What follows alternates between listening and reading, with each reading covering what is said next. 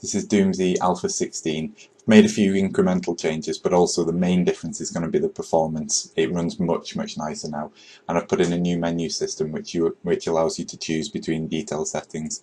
So it's got the new volumetric trees, but also you can run it without for a faster. I also put in an option to go into the shooting range, which is something that I'd had just for testing previously, testing different guns, but you're welcome to have a play with it. The guns need quite a big update. I think that's going to be the next thing that I'm focusing on, getting all of the sounds in there for them and making them just feel a lot nicer. The jump in performance from the previous versions has come from unfortunately needing to remove most of the voxels from the game. So they're the 3D sprites which were being used for the shop shelves, the till, etc. Unfortunately, it looks like it really affects Zandronum, and so without them in there, it's getting much better frame rates. With that change, I've also been able to bring back the volumetric trees that you can see. Previously, I'd had to cut back on them because it was killing performance too much to have them in there. But now you've got from the main menu, you can choose normal, which will run it with the trees and the decals, and you can run it on the faster mode, which swaps out those trees for just simple sprite trees.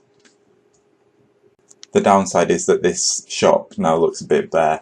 The lockers that you can see there were Berktross's lockers that were done in voxels, but I've screenshotted them and mapped them onto 3D models, which seems to run a lot nicer.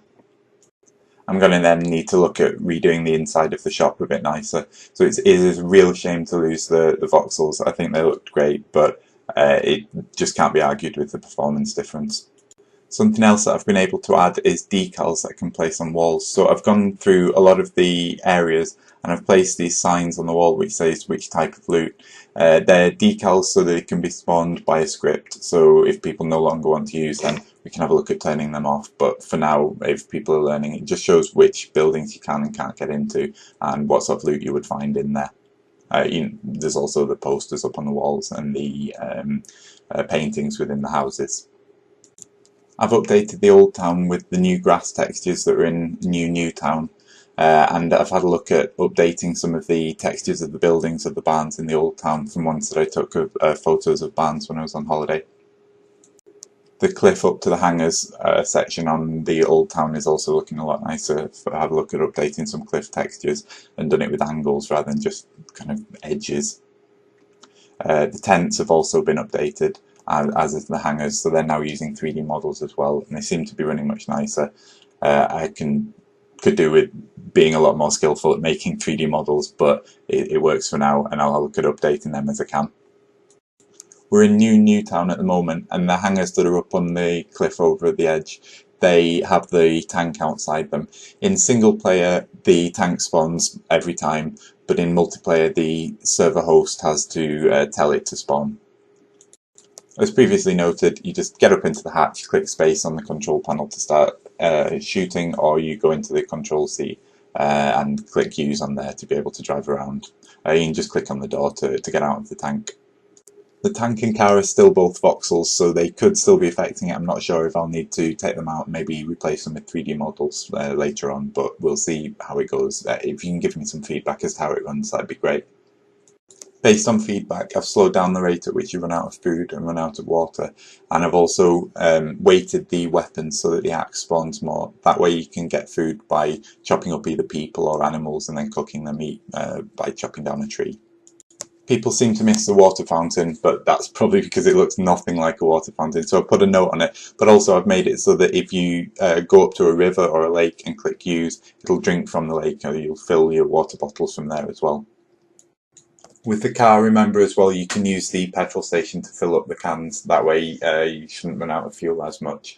The tank never runs out of fuel. It's not invincible, so you can kill it and the people inside will die. But your easiest bet might be to just, when someone goes into the gun, run into the tank and shoot them that way. I've started to put in new sounds for things, so individual guns having different sounds, the sound of picking up a bag, etc. But I'm going to do a lot more work on that in future. As with the last version, I'll host a PK3 for it and also a RAR file. So if you want to just download the RAR and click connect, it'll join the server automatically. Alternatively, you can get the PK3, join manually, or join via DoomSeeker. Please let me know in the comments if you have any issues connecting, and just generally if you've got any feedback for the game, it'd be really good. Based on past testing, I've also added a lot more items to the game, so it's easier to find guns now. Previously it had been more angled towards a one-player game, but in multiplayer you ran out of things faster.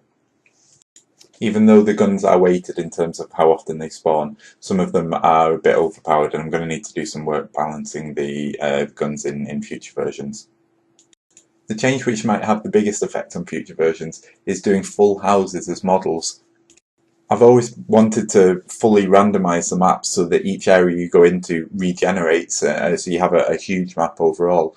But one of the issues with that is, while you can change heights of sectors of areas of the map, you can't change the slopes. So any hills, the whole thing would need to be really flat. Also, the slopes on the roofs of the houses, if you chose not to have a house there, you'd still have the kind of dome where the house would have been. It's kind of like the roof on the floor, effectively. I've been testing using this house model, and it runs nicely and looks pretty good. Obviously, there's you can walk through the door at the moment, so it needs editing a bit for future versions, but this would mean being able to place houses randomly on a map along with randomized trees, which is something that I was going for when I was doing the testing on the No Guys Sky. This should really make a massive difference to the way that the maps can be done in future. Hope you enjoy it, and all the best.